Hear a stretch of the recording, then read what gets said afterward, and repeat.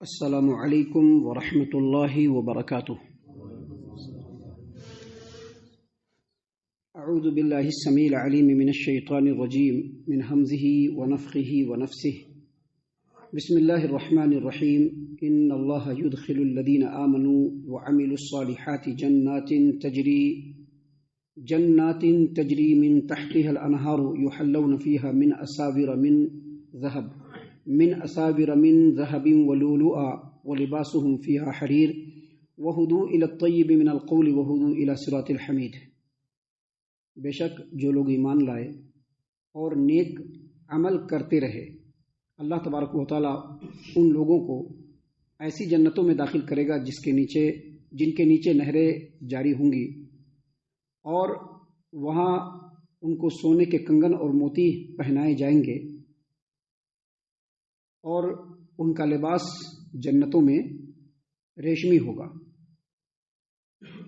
ان لوگوں کو دنیا میں پاکیزہ توحید کی ہدایت کی گئی اور ان لوگوں کو قابل تعریف یعنی اللہ تبارک و تعالیٰ کی راہ دکھلائی گئی۔ محترم سامعین کرام، سورۃ الحج سورہ نمبر 22 اور اسی سورت سے آیت نمبر 23 اور 24، یہ دو آیات آپ کے سامنے تلاوت کی گئی۔ دونوں آیتوں کا ترجمہ بھی آپ تمام کی خدمت میں پیش کیا گیا، اللہ کی توفیق سے، اللہ کی اذن سے۔ سامعین کرام، اس سے پہلے جو آیات کل کے درس میں ہم نے آپ کے سامنے پیش کیا تھا، اس میں اللہ تبارک و تعالیٰ نے جہنمیوں کے حالات کو بیان فرمایا۔ ہم اللہ تبارک و تعالیٰ سے ان حالات میں مبتلا ہونے سے اللہ کی پناہ مانگتے ہیں، آمین۔ جہنمیوں کے حالات بیان کیے گئے کہ وہ کیسے جہنم میں بے قرار رہیں گے، کیسے ان کا دردناک انجام ہوگا، کیسے وہ جہنم کے اندر جب ہوں گے تو ان کو بیڑیوں سے جکڑ دیا جائے گا، ان کو آگ کے کپڑے پہنائے جائیں گے، ان کے اوپر کھولتا ہوا گرم پانی ڈالا جائے گا۔ یہ دردناک حالات بیان ہوئے۔ اب یہاں سے اللہ تبارک و تعالیٰ نے جنتیوں کے ان حالات کو بیان کیا ہے، وہ جو جنت میں رہیں گے اور وہاں کی نعمتوں سے شاد کام ہوں گے۔ ابھی جو فجر کی نماز میں سورت پڑھی گئی سورۃ الرحمن، اس میں بھی آپ غور و فکر کریں گے تو پہلے اللہ تبارک و تعالیٰ نے جہنمیوں کے دردناک انجام کو بیان کیا، اور اس کے بعد جنت میں جو اللہ کی نعمتوں سے شاد کام ہوں گے ان کو بیان کیا گیا۔ تو یہ اللہ تبارک و تعالیٰ کی سنت ہے۔ کیوں ایسا اللہ تبارک و تعالیٰ کیوں فرماتا ہے؟ تاکہ لوگ سمجھ لیں یہ جو دنیا کی زندگی ہے رب العالمین کی طرف سے دی گئی ہے صرف اور صرف آزمائش کے لیے، یہ ہمیشگی کی زندگی نہیں ہے۔ اصل جو زندگی ہے وہ قیامت کی زندگی ہے، اور وہاں پر ہم اپنے عمل سے اپنا ٹھکانہ بنائیں گے۔ ہمارا عمل اگر اللہ تبارک و تعالیٰ کی رضامندی کے مطابق ہوا تو ہمارا ٹھکانہ جنت ہوگا، اور اگر ہمارا عمل اللہ تبارک و تعالیٰ کی رضامندی کے مطابق نہیں ہوا تو پھر اللہ تبارک و تعالیٰ ہی ہمارا نگہبان ہے۔ محترم سامعین کرام، یہاں پر اللہ تبارک و تعالیٰ نے جنتیوں کے حالات کو بیان کرتے ہوئے کہا، ان اللہ یدخل الذین آمنوا وعملوا الصالحات جنات تجری من تحتها الانہار۔ بے شک جو لوگ ایمان لائے اور نیک عمل کرتے رہے، یقیناً ان کو ایسی جنتوں میں اللہ تبارک و تعالیٰ داخل کرے گا جن کے نیچے نہریں بہ رہی ہوں گی۔ یہاں پر اس آیت کریمہ کے اس ٹکڑے میں دو بات بہت ہی اچھی طریقے سے سمجھ لینے کا ہے۔ پہلی بات یہ کہ جہاں جہاں پر اللہ تبارک و تعالیٰ نے ایمان والوں کا ذکر کیا ہے، وہاں پر یہ بھی کہا ہے کہ وہ نیک اعمال کرتے رہے۔ نیک اعمال یعنی وہ لوگ جو ایمان لائے اور نیک اعمال کرتے رہے۔ اس کا مطلب یہ ہوا کہ خالی قولی لا الہ الا اللہ کا نعرہ مار دینا یہ ہمارے ایمان کے لیے کافی نہیں ہے۔ ابھی بہت سارے لوگ کہتے ہیں کلمہ گو مسلمان، کلمہ گو، بے شک کلمہ گو مسلمان، لیکن کلمہ گو مسلمان کون؟ کلمہ گو مسلمان وہی ہے جو کلمے کو ثابت کرے اپنے عمل سے۔ ہم نے ابھی جمعہ کے خطبے میں کل کہا تھا، کیا کہا تھا؟ کہ ایمان کی جو جگہ ہے وہ دل کے اندر یقین، اللہ تبارک و تعالیٰ پر یقین اور نیت کی سچائی اور صفائی، اس کو کہتے ہیں ایمان۔ اور ایمان کی تصدیق کیسے ہوتی ہے؟ انسان کے عمل سے۔ جب انسان عمل کرتا ہے تبھی کیریکٹر ہی اس کا ثابت کرتا ہے کہ وہ صحیح ہے یا نہیں۔ زبان سے تو سب لوگ بولتے ہیں میں بڑا پاکیزہ ہوں، میں بڑا پاک، ہر کوئی بولتا ہے کہ نہیں بولتا ہے، میں بڑا پاکیزہ ہوں، میں بڑا پاک باز ہوں۔ لیکن بڑا پاکیزہ بڑا پاک باز کہنے سے نہیں ہوتا ہے۔ بڑا پاکیزہ اور بڑا پاک باز وہ انسان کے کیریکٹر سے جھلکتا ہے۔ جو کیریکٹر ہوتا ہے وہی اصل میں سرٹیفکیٹ ہوتا ہے۔ تو اللہ تبارک و تعالیٰ نے جہاں جہاں پر کہا ہے کہ جو لوگ ایمان لائے، وہاں پر کمپلسری اللہ نے یہ بھی کہا کہ جو لوگ ایمان لائے اور نیک عمل کرتے رہے۔ اس کا مطلب یہ ہوا کہ جو لوگ صحیح معنوں میں ایمان لاتے ہیں اور نیک عملوں کو انجام نہیں دیتے ہیں، یا نیک عملوں کو انجام دینے میں بلنڈر مسٹیک کرتے ہیں، یا نیک عملوں کو انجام دینے میں کوتاہی اور نفس پرستی کرتے ہیں، وہ اپنے ایمان کے دعوے میں سچے نہیں ہیں، اور ایسے لوگ جنتوں کے اندر داخل نہیں ہوں گے۔ دوسرا یہاں پر اور سمجھنے کی بات ہے، وہ یہ کہ نیک عمل وہی ہوگا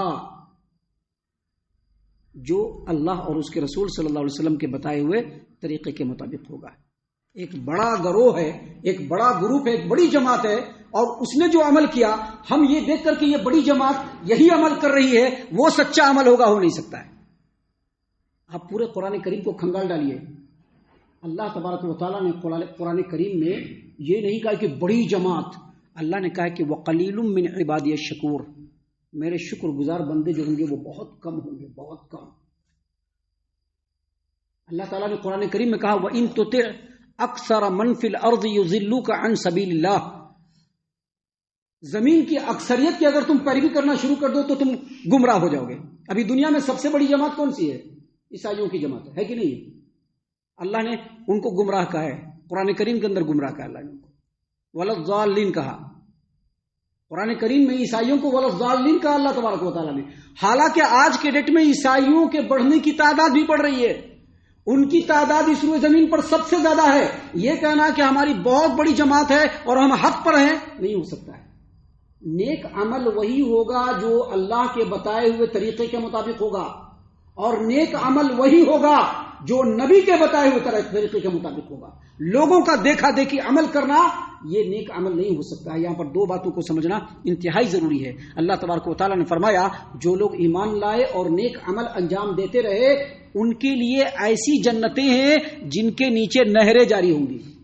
اس کی تفسیر میں حافظ ابن کثیر رحمۃ اللہ علیہ نے فرمایا ہے کہ ان کے ایسی جنت ان کو ملے گی، ایسے باغات ان کو ملیں گے جنتوں کے اندر، جن میں ان کی بلڈنگیں ہوں گی، ان کے محلات ہوں گے، پیڑ پودے ہوں گے، اور ان کے نیچے سے نہریں بہ رہی ہوں گی، اور ان کو اللہ تبارک و تعالیٰ یہ اختیار دے دے گا کہ وہ ان نہروں کو جدھر چاہے گھما دے، چاہے تو ادھر گھما دے، چاہے تو ادھر گھما دے، اللہ ان کو یہ اختیار دے دے گا۔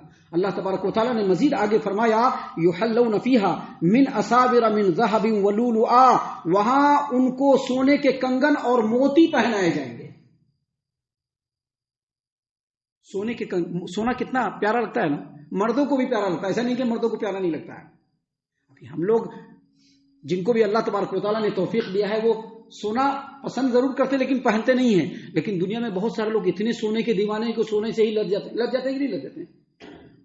اللہ تبارک و تعالیٰ نے کہا کہ دنیا میں تو حرام ہے، لیکن جنت میں جنتیوں کو اللہ تبارک و تعالیٰ سونے کے کنگن پہنائے گا اور موتیوں سے اللہ تبارک و تعالیٰ اس کو لاد دے گا۔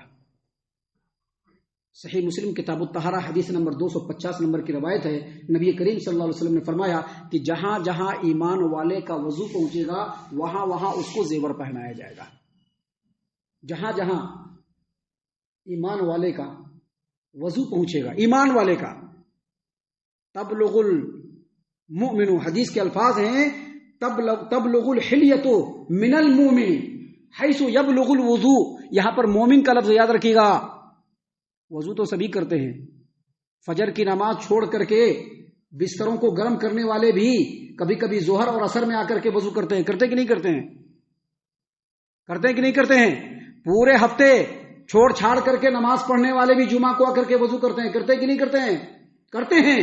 یہاں پر ایمان والے مراد ہیں، ایمان والوں کا وضو جہاں جہاں پہنچے گا وہاں وہاں ان کو زیوروں سے لاد دیا جائے گا۔ سامعین کرام، آگے اللہ تبارک و تعالیٰ نے مزید فرمایا وَلِبَاسُهُمْ فِيهَا حَرِيرٌ۔ ابھی اس سے پہلے جو کل درس ہم نے آپ کے سامنے پیش کیا تھا اس میں اللہ تبارک و تعالیٰ نے فرمایا کہ جہنمیوں کا جو لباس ہوگا وہ آگ کا ہوگا، اور اس کی تفسیر میں نے بتلایا کہ تانبے کا ہوگا، یا پھر یہ ہوگا کہ گندھک کا ہوگا، یا پھر یہ ہوگا کہ چارکول کا ہوگا، یعنی ایسا لباس ہوگا جس کو آگ فوراً اپنی طرف اٹریکٹ کرے، آگ کو دیکھتے ہی وہ اپنی طرف کھینچ لے، ایسا لباس ہوگا۔ لیکن اس کے مقابلے میں جنتیوں کا جو لباس ہوگا، جنتیوں کا لباس جنت میں ریشم کا ہوگا، ریشم۔ ایک بار خالی ریشم کو چھوئیے اچھا لگے گا، لیکن دنیا میں ہم لوگوں کے اوپر یعنی مردوں کے اوپر حرام ہے۔ عورتوں کے اوپر حرام ہے. جیسے سونا مردوں پر حرام ہے، جیسے سونا مردوں پر حرام ہے، ویسے ہی ریشم بھی مردوں پر حرام ہے. سامعین کرام، اللہ تبارک و تعالیٰ نے یہاں پر بیان فرمایا ہے کہ جنتیوں کو ریشم کا لباس پہنایا جائے گا. قرآن کریم کی بے شمار آیتیں ہیں. سورۃ الدہر کے اندر آیت ہے عالیہم ثیاب سندس خضر واستبرق وحلوا اساور من فضة وسقاهم ربهم شرابا طہورا ان هذا كان لكم جزاء وكان سعيكم مشکورا. ان کے بدنوں کے اوپر سبز رنگ کے موٹے اور باریک ریشم ہوں گے، اور ان کو چاندی کے کنگن پہنائے جائیں گے، اور ان کو پاکیزہ شربت پلایا جائے گا، اور کہا جائے گا کہ یہ تمہارا بدلہ ہے، اور کہا جائے گا کہ تمہاری جو کوششیں تھی دنیا کے اندر ایمان کے تعلق سے، توحید کے تعلق سے، اللہ تبارک و تعالیٰ کے ہاں مقبول ہوئی.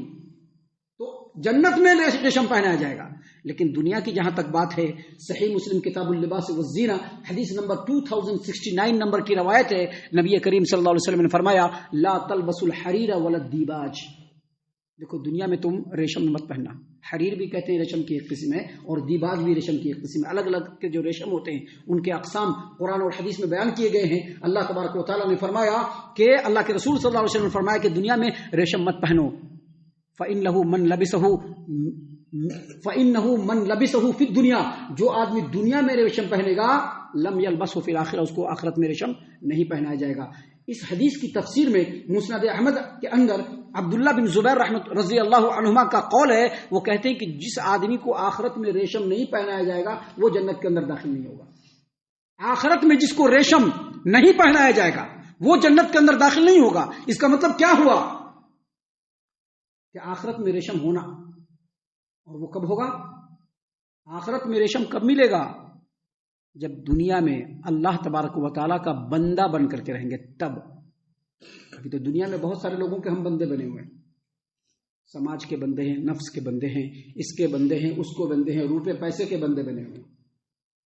اللہ کا بندہ بنیں گے تب جا کر کے اللہ تبارک و تعالیٰ جنت میں ہم لوگوں کو ریشمی لباس پہنائے گا، سونے کے کنگن پہنائے گا، موتیوں سے اللہ تبارک و تعالیٰ لاد دے گا. جنتیں ملیں گی جن کے نیچے نہریں جاری ہوں گی. محترم سامعین کرام، بہت ہی غور و فکر کرنے کی آیتیں ہیں جس پر بہت زیادہ غور و فکر کرنے کی ضرورت ہے. یہ دنیا کی زندگی ہمارے لیے ٹیمپروری ہے، اس میں ہم ہمیشہ نہیں رہ سکتے. 50 60 70 80 100 اس سے زیادہ نہیں رہ سکتے ہم یہاں پر. اللہ تبارک و تعالیٰ نے مقدر کر کے لکھ دیا ہے کہ یہاں پر سبھی کو نہیں رہنا ہے. اسی لیے اللہ تبارک و تعالیٰ نے فرمایا کہ جنت ایسی ہے، اس کو دیکھو اور سمجھو اور دنیا میں اپنے اعمال کو درست کرنے کی کوشش کرو.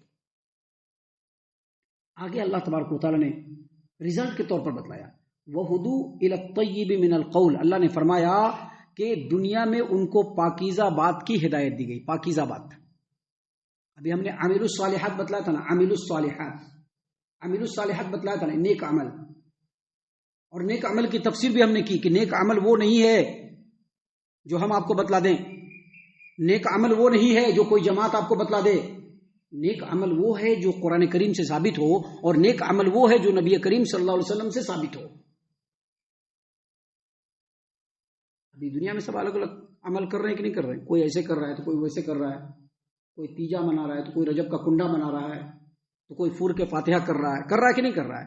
کوئی عید میلاد النبی منا لے رہا ہے، کوئی کہتا کہ نہیں عید میلاد النبی نہیں منانا چاہیے. نہیں، وہ نہیں ہوگا.